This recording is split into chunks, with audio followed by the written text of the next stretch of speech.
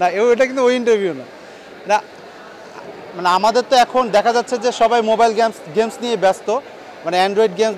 তো আমরা আসলে এখন খোঁজার চেষ্টা করছি যে আমাদের গেমসটা কোথায়। তো আমরা খুঁজতে খুঁজতে এখানে পেলাম যে মুক্তি ক্যাম্প, মানে নামটাও এত সুন্দর একটা মানে বের করা হয়েছে। মানে আমরা আসলে একটু বিস্তারিত জানতে চাচ্ছি যে এই গেমসটা আসলে অ্যান্ড্রয়েডে কবে আসতেছে, আমরা কবে এটা ব্যবহার করতে পারবো। তো সেই নিয়ে আমরা আসলে প্রথমে কথা বলছি যে মাইন্ডফিশারের একজন প্রতিনিধির সাথে। উনি আমাদেরকে প্রথমে যেটা বলবেন যে কোম্পানিটা কি এবং তারা গেমসটা নিয়ে কবে থেকে কাজ করতেছে। আমাদের গেমের নাম হচ্ছে মুক্তি ক্যাম্প। আমরা গেমটি নিয়ে গত 26শে মার্চ থেকে কাজ করছি। এই 16ই ডিসেম্বর গেমটির বেটা ভার্সন মুক্তি পাবে, সেটা সম্পূর্ণ গেম আকারেই মুক্তি পাবে। কিন্তু এরপর যদি আমরা ইউজার ফিডব্যাক যদি পাই তাহলে আমরা এটার আবার একটা ফাইনাল ভার্সন রিলিজ করব 26শে মার্চ। গেমটা আপাতত আমরা অফলাইন সিঙ্গেল প্লেয়ার গেম হিসেবে রিলিজ করছি, ভবিষ্যতে এটা নিয়ে হয়তো আমরা অনলাইন মাল্টিপ্লেয়ার নিয়েও কাজ করব।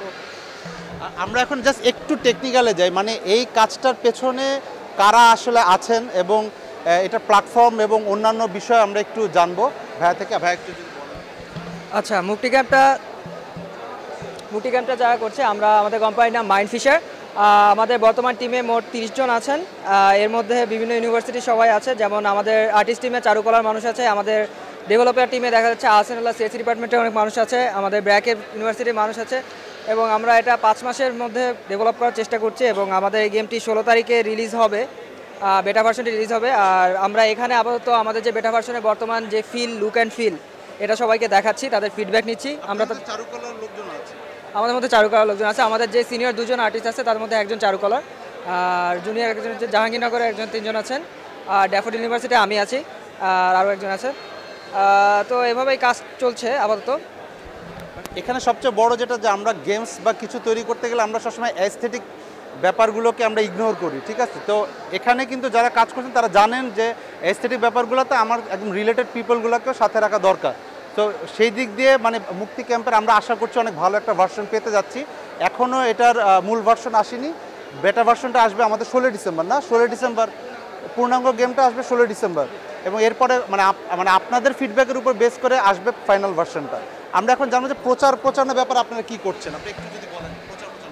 আমাদের ইতোমধ্যে হিরোজ অফ 71 সিরিজের আরও 2টি গেম আছে। তো আমাদের মেইন প্রচারণার কাজ চলছে ফেসবুক পেজ থেকে। পেজের নাম আমরা আগের গেম মানে গেম সিরিজের নাম অনুসারে করেছি হিরোজ অফ 71। তো ওই পেজে অলরেডি আমাদের আগের 2 গেমের যে ফ্যান ওনারা তো আছেনই, প্লাস নতুন আরও ফ্যান তো আসছেন। তো ওই পেজে আমরা মুক্তি ক্যাম্পের প্রচারণা প্লাস হচ্ছে আমরা মুক্তিযুদ্ধ সম্পর্কে সবাইকে জানাচ্ছি। মানে আমাদের আর্টিস্টরা মুক্তিযুদ্ধের বিভিন্ন সময়ের চিত্র তুলে ধরছে তাদের আর্টের মাধ্যমে, এবং একই সাথে মুক্তিযুদ্ধের চেতনাও আমরা তুলে ধরছি এবং আমাদের গেমের প্রচারণা চালাচ্ছি। তাছাড়া আমাদের অলরেডি আমাদের গেমের বিশাল ফ্যান বেজ আছে, যারা হচ্ছে অনেকে আমাদের সাথে কাজ করতে চেয়েছেন। তো আমাদের 400+ ভলান্টিয়ার নিয়ে আমাদের অলরেডি একটা ফেসবুক গ্রুপ আছে মুক্তি ক্যাম্প অ্যান্ড ফ্রেন্ডস নামে।